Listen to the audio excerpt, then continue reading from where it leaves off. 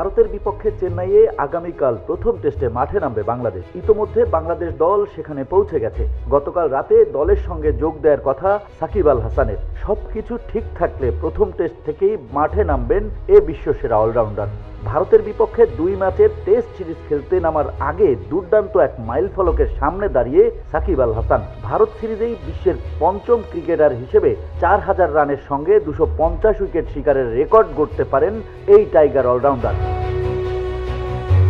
4000 রানের মাইলফলক আগেই স্পর্শ করেছেন তিনি। এখন পর্যন্ত 59 টেস্ট খেলে ব্যাট হাতে টাইগার অলরাউন্ডার করেছেন 4543 রান। ফলে রেকর্ডটি গড়তে হলে এই সিরিজে সাকিবের প্রয়োজন কেবল 8 উইকেট। এখন পর্যন্ত টেস্টে 242 উইকেট দখল করেছেন তিনি। ভারত সিরিজের 2 ম্যাচ মিলিয়ে মাত্র 8 উইকেট শিকার করতে পারলেই কাঙ্ক্ষিত মাইলফলক স্পর্শ করে ফেলবেন এই বাঁহাতি অলরাউন্ডার। এর আগে 4000 রানের সঙ্গে 250 উইকেট শিকারের কীর্তি আছে কেবলমাত্র 4 ক্রিকেটারের।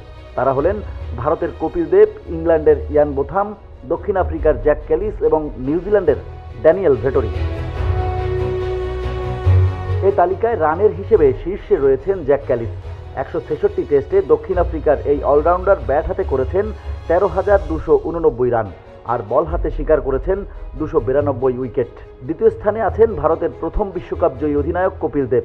131 টেস্ট খেলে 5248 রানের সঙ্গে 434 উইকেট দখল আছে তার।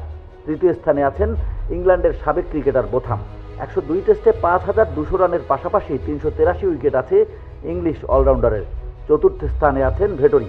নিউজিল্যান্ডের সাবেক অধিনায়ক 113 টেস্টে 4531 রানের সঙ্গে 362 উইকেটের দখল নিয়েছেন।